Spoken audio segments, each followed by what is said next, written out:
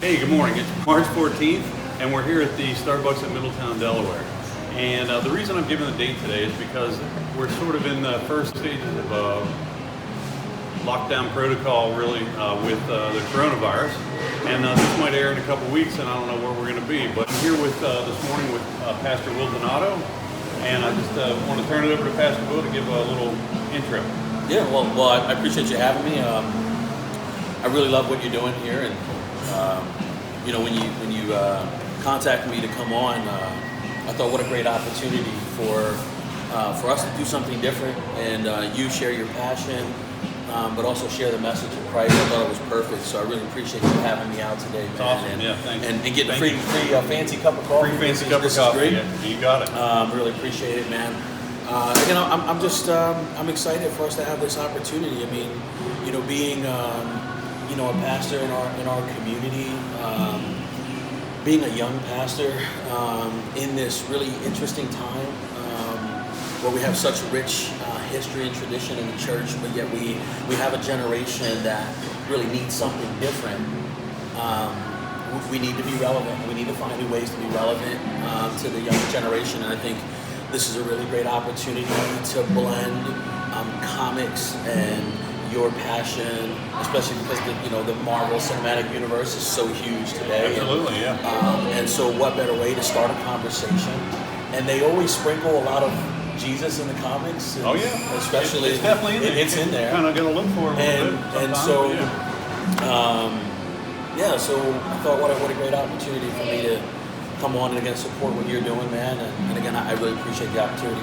There's a great meme that you may have seen. It says it's got Captain America, and it says Captain America is basically the only guy that beats Thor and says there's only one God. Yeah. I love it. Yeah, like you said. So and one of my favorites, and we'll get into the full blown thing with comics, is the Silver Surfer. Mm-hmm. That's my favorite all time character.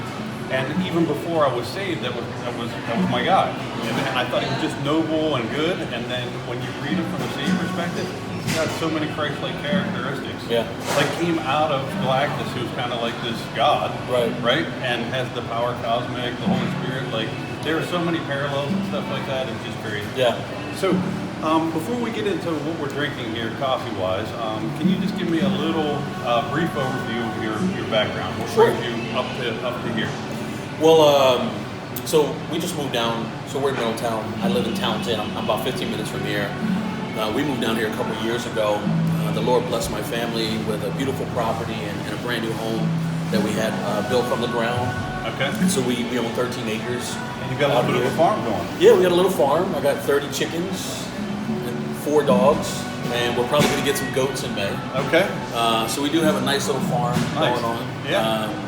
And we love it. It's just a really sustainable kind of way of life. We'll probably get into gardening. Yeah. I have somewhat of a green thumb. Okay. It's more brown than green right now, but we're working on it. All right. And do you have a background in animal husbandry or farming or anything? Not at all. Actually, it's funny. The only reason I got the chickens, we started with the chickens. Well, we had the dogs for a while, but the only reason I got into the chickens is because my wife, it was an anniversary gift. My wife had chickens as a child. She grew up in Puerto Rico and she had chickens. Sure. And she had one particular chicken that lived underneath her sink. And so I always thought, well, let me get her some chickens. Yeah. So that's how it started. Okay. And so we have 30 now. That's a beautiful love story. Not a lot of guys think to get chickens for their wives. Exactly. It was so romantic. Yes, sir. Yes, sir. Yeah. But so we're pretty much we're born and raised in Newcastle, Wilmington. Okay. We wanted a kind of a slower pace, different environment. So we moved down here. This is not where God has us long term. Yep. We know that. I think probably after my son graduates in a couple of years, we'll be heading back up north. God's called us to the work in Wilmington. Yep. And so that's to get in where you fit in. Yeah, that's exactly right. Yeah. You are where you are, and you gotta do the Lord's work for Exactly. So, I've been in ministry now. I guess it's been about 8 years, and I still work full time, so I'm bivocational. Yep. And that has its, ups and downs. Sure. But I have a really flexible job, so I have the opportunity to still minister during the day and still work. And so maybe one day we'll be full time in ministry, but we'll let the Lord tell us when that's going to happen. And you also have a background as a Marine. Yes. So I served 2 tours in Iraq during Operation Iraqi and Enduring Freedom. Yep. We've been through some things, we've seen some things. I lost a few guys overseas while we were there. It was an interesting journey. Taught me a lot about life, people, human nature.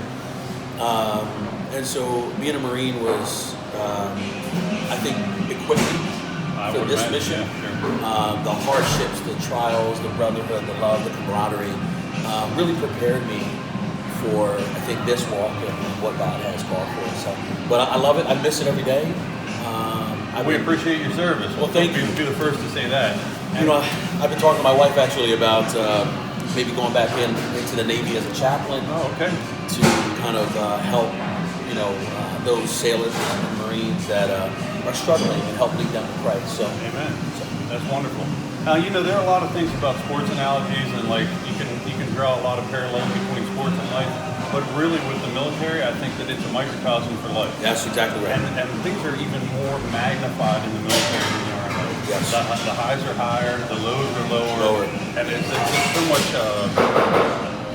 like up and down. Yeah, absolutely. It just seems like it would be really hard to maintain an even keel through that. Well, that's really the challenge, and I think that's what's really equipped us really well and prepared us for life in general, and even in this ministry. Because when the highs are high, it's life or death stuff. Yeah. And when the lows are low, you're bored out of your mind, and you don't know what to do with your time. Yeah. And so you find a way to maintain a real even keel on life and just situations in general. Fascinating. Yeah. So, Will, we talked a little bit while we were getting our coffee about, everyday coffee versus fancy coffee, right? Like you get the coffee at home, and that's not to say anybody should drink the bad stuff. Obviously drink the good stuff at home. But when you're out and someone else is treating, tell us a little bit about your fancy coffee. So the fancy coffee today is the white chocolate mocha. And that's really fancy to me. So if I'm really treating myself, I go to Starbucks with the fancy coffee. I like it. And so that's usually my go-to. Rose is more of a caramel girl, but the white chocolate is my thing. Nice. Yeah. White chocolate, I said to somebody years ago, I was at this kind of a fancy dinner, and they went around and they said, okay, for dessert, do you want this, this, or this? And one of the things was white chocolate. I said white chocolate. And another guy next to me said white chocolate. And everybody else got normal chocolate. And I said, not a lot of people go for white chocolate. It's white chocolate. Sometimes you have to suffer for your art. That's right. That's exactly right. So a white chocolate, brother, I gotta give you an air fist for that. Yeah. So I'm having a flat white with almond milk and a little bit of vanilla.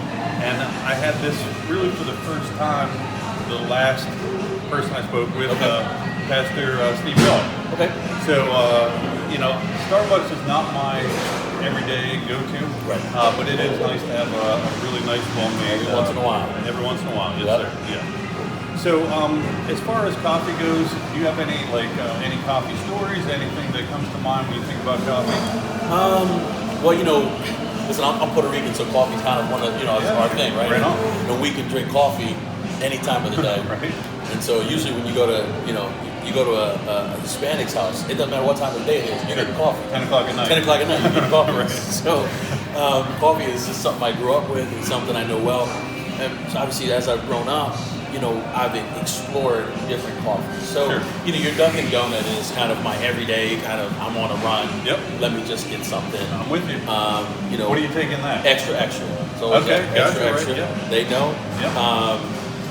And so that's kind of my everyday go-to. This is obviously my fancy coffee, but when I'm at home, I like to explore a lot with different coffees and coffee beans. Yep. And so I really like the different blends from Central America, in particular Guatemala.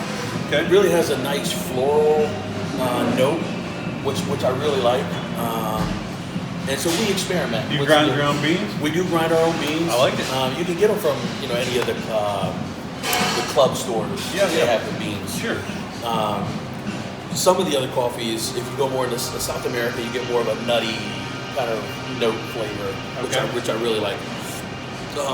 So do you do drip or no? So French press or what? How do you? Well, actually, so we have a Keurig, and so we have the cups. That's what we got. Yep, sure.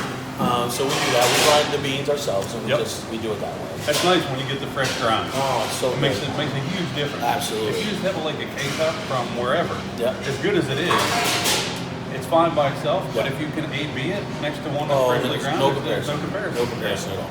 Agreed. Yeah. So the thing with your culture and your background and coffee, it's like there's something to me about an ability to bring people together. Yeah. You know, to just sit down over a cup of coffee, it's like we're on a parallel.